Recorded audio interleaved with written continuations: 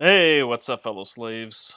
So, the US Supreme Court has rejected yet another appeal to have vaccine requirements blocked until the case against them goes through all the courts. So, here's the thing these people want the Supreme Court to block the requirements until the requirements are deemed constitutional. And this makes sense because why should people be forced to take something before figuring out if it's constitutional or not for them to have to take it? If they are forced to take the shot and it is deemed unconstitutional, can these people then sue the businesses that forced them to get vaccinated? If so, what sort of effect will that have on the economy? I can't imagine that having a very good effect, honestly. Um, but the Supreme Courts in New York, Indiana, and now Maine have refused to block the mandates.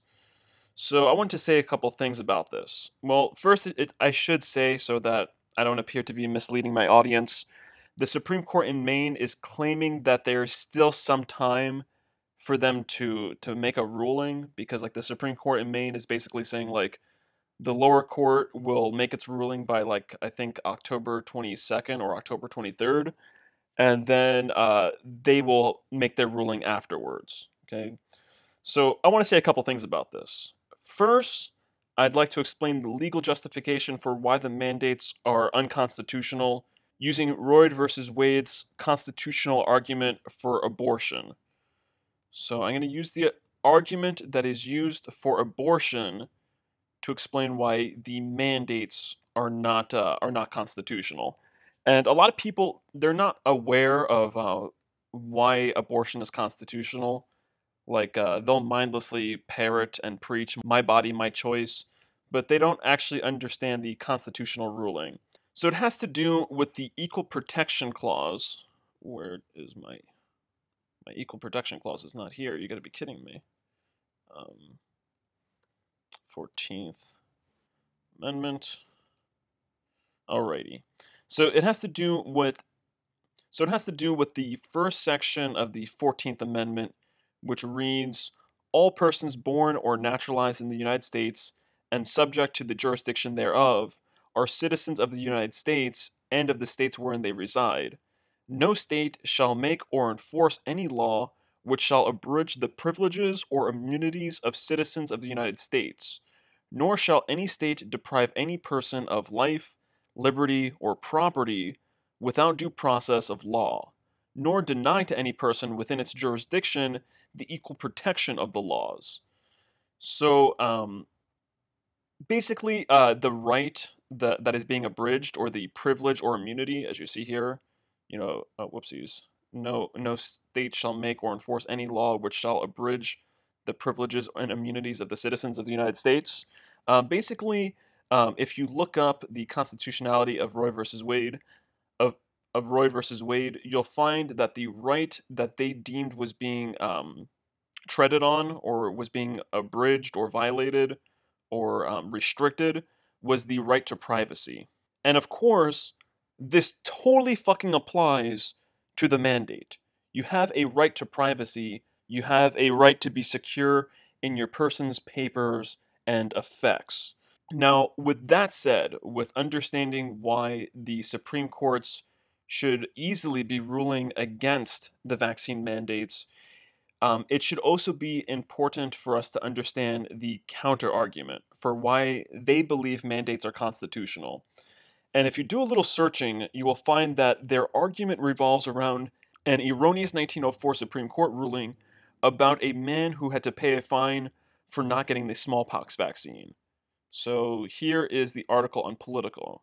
So here's the article on Politico, and it's titled "The Surprising Strong Supreme Court Precedent Supporting Vaccine Mandates." Of course, it's not strong at all.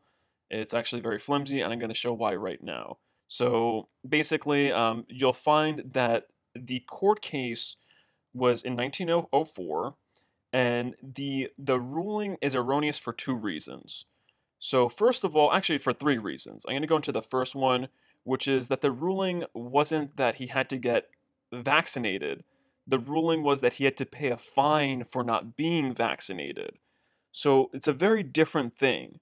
It's a very different thing than being forced to have to put something into your body and then being forced to have to pay a fine for not putting something in your body.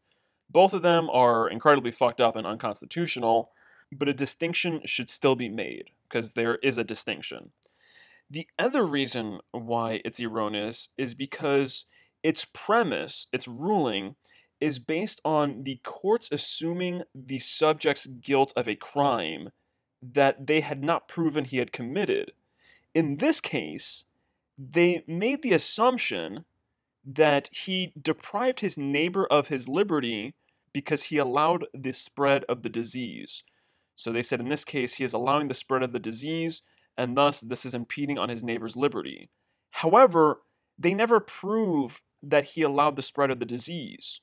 They would have to do an actual study to prove beyond a reasonable doubt, or to establish beyond a reasonable doubt, that he did in fact allow the spread of the disease.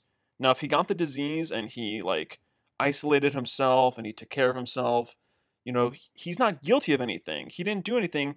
And if he had to go and do something, like if he had to go out about and do his business, there's no intention, there's no malice. For something to be a crime, there needs to be a certain amount of intention behind it. If you're just going about your life, if you're just living, they can't say, no, you can't live in order for other people to live. They can't say that, oh no, we need to sacrifice your life because your life is putting other lives in jeopardy. That's not how it works. That's how they have brainwashed us to think. And it's funny too, because if you look at the propaganda that was being propagated around the time of the movie I Am Legend, I mean, even the movie I Am Legend, the DVD came with a mini-series that was, the theme of it was all about sacrificing the few for the many. And the whole theme of a lot of propaganda around that time period was all about sacrificing the few for the many. And of course, you still have a lot of that in the propaganda today, but it's just very interesting. But I digress. So this is why this ruling is erroneous, because they assumed his guilt. In the United States, you're supposed to be innocent until proven guilty. So they assumed his guilt, and then, that's how they came with their ruling. The next reason why it's erroneous is because it is a court case. This is from 1904. Roe versus Wade was 1973. So they're clearly in different time periods. I mean, I believe that because Roe versus Wade came after, it overrules that ruling. I mean, surely we didn't feel the same way as a country about civil rights during, 1973 as we did in 1904, right? Surely our ideals behind civil rights and about human rights evolved immensely between 1904 and 1973. Surely our feelings, thoughts, and beliefs about civil rights today more closely resemble our feelings, thoughts, and beliefs about civil rights during the 1970s than they did with those during 1905, right? I mean, if we want to say no, it better resembles 1904, then our governments are taking us backwards as a country and as a people, and they're failing us on that part. And if so, then the courts must rule against the mandates based off of the logic behind Roe versus Wade, the 1973 Supreme Court ruling, and the fundamental human right to privacy. However, there is a problem, and that problem is that the courts suffer the same problem as our Senate, House of Representatives, and all our executive branches. And that problem is corruption.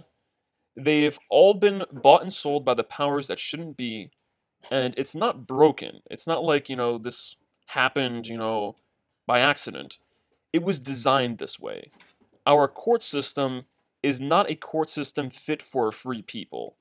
And this other article about how the courts have failed to stop the presidents from abusing the war powers they were granted after the 2001 terror attacks is another perfect example of the failures of the courts. The power to start wars is supposed to be with Congress, but the presidents have been abusing their executive power to start wars for several decades now, and the courts have elected to do nothing about it. And this article here is all about that. It's titled, "The Courts Don't Even Try to Settle Fights About War Powers Anymore." So there's plenty more I'd like to say, but I'll save it for another video. Until then, take care of yourselves and each other.